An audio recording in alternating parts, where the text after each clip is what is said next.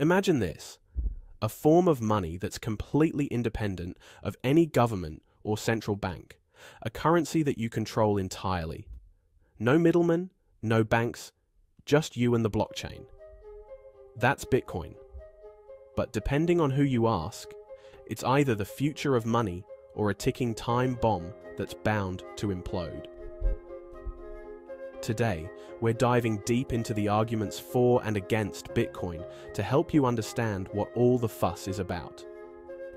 What if I told you that the first Bitcoin transaction ever was used to buy 2 pizzas, worth 10,000 Bitcoins? Fast forward a decade, those same Bitcoins would be worth hundreds of millions of dollars. But here's the kicker. Some experts still believe Bitcoin will eventually be worth nothing at all.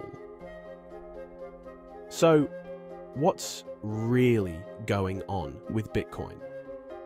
Is it the future of global finance, or are we just living through the biggest bubble in history? What is Bitcoin? Before we jump into the arguments, let's take a step back. Bitcoin was created in 2008 by an anonymous person or group using the pseudonym Satoshi Nakamoto. It's a digital currency, also known as cryptocurrency, designed to function without a central authority, like a bank or government. Bitcoin operates on blockchain technology, which is essentially a public ledger of all transactions.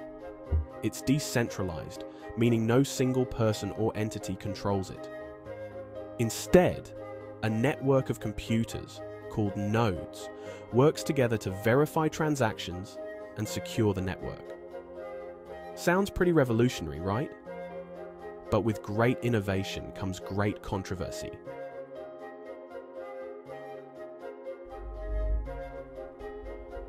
Arguments for Bitcoin. Let's start with the pros, because Bitcoin enthusiasts can't stop talking about how this cryptocurrency is a game changer. One of Bitcoin's biggest selling points is its decentralization. No government or financial institution controls it. And that's a huge deal for people who live in countries with unstable economies or corrupt governments. Think about it. If you live in a country with hyperinflation, where the value of your currency is dropping every day, Bitcoin offers an alternative. It's a way to store and transfer wealth without relying on banks or government-issued currency. It's essentially giving power back to the individual.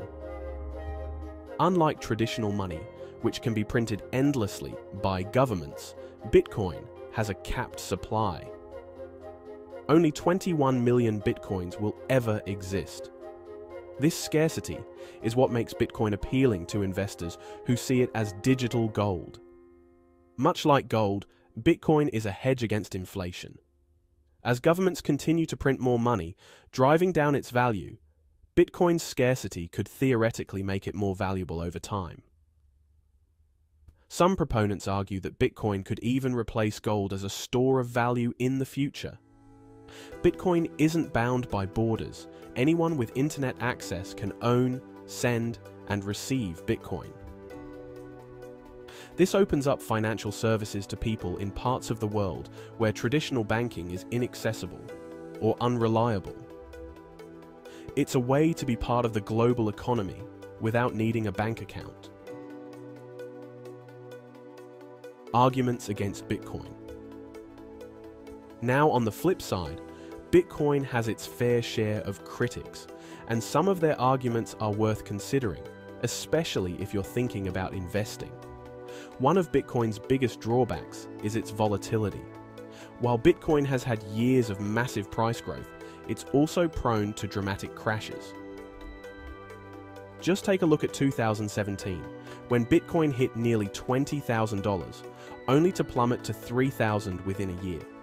For many, this kind of volatility makes Bitcoin too risky as a long-term investment. If you're looking for stability, Bitcoin is far from being a safe bet. Its price can swing wildly in a matter of hours, which is not ideal for something that's supposed to be a stable store of value. Bitcoin mining, the process that secures the network and generates new Bitcoins, uses an enormous amount of energy. In fact, Bitcoin mining consumes more energy than entire countries, like Argentina. Critics argue that this is unsustainable, especially as the world faces the urgent need to combat climate change. The environmental cost of maintaining the Bitcoin network is a significant drawback, and many believe that future regulations could crack down on the energy-intensive nature of Bitcoin mining. Skeptics like economist Nassim Taleb argue that Bitcoin has no intrinsic value. It doesn't generate cash flow like a stock, and it's not a productive asset like real estate. In this view, Bitcoin's value comes purely from speculation. It's only worth something because people believe it's worth something. If the hype dies down, or if people lose interest, the argument goes that Bitcoin could be left with no value at all. Some even predict that Bitcoin could eventually crash to zero. Bitcoin was originally envisioned as a decentralized currency. But let's be real. How often do you use Bitcoin to buy groceries or pay your rent? One of the main criticisms is that Bitcoin has failed in its original goal, to become a widely accepted medium of exchange. While there are a growing number of companies accepting Bitcoin, it's still far from mainstream. Most people buy Bitcoin as an investment, not as a way to make everyday transactions. This brings us to the store of value versus currency debate. Bitcoin enthusiasts now tend to argue that Bitcoin is more like digital gold, a store of value rather than a currency. But skeptics argue that if Bitcoin can't be used as a functional currency, what's the point? Another issue is scalability. The Bitcoin network can only process about 7 transactions per second, which is nothing compared to traditional payment processors like Visa, which can handle thousands of transactions per second. This bottleneck makes Bitcoin impractical for widespread use as a currency in its current form. However, developments like the Lightning Network aim to solve this problem by allowing faster and cheaper transactions. But it's still a work in progress, and the debate continues over whether Bitcoin can ever truly scale to meet global demand. As Bitcoin has grown, so has government interest. Some countries have embraced it, while others have banned or severely restricted its use.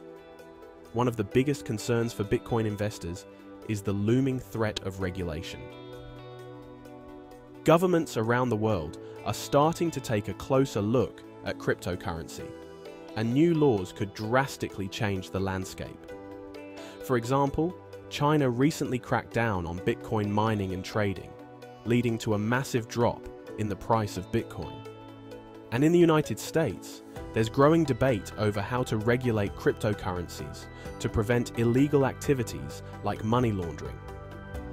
Some fear that stricter regulations could stifle Bitcoin's growth or even make it illegal in certain countries, causing its value to plummet.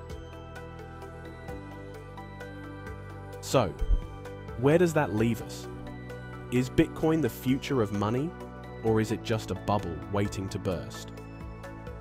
Bitcoin has come a long way since its early days as a niche experiment in digital currency. It's now recognized as a legitimate asset class by some of the world's biggest financial institutions. But it's also facing increasing scrutiny, and its future is far from certain.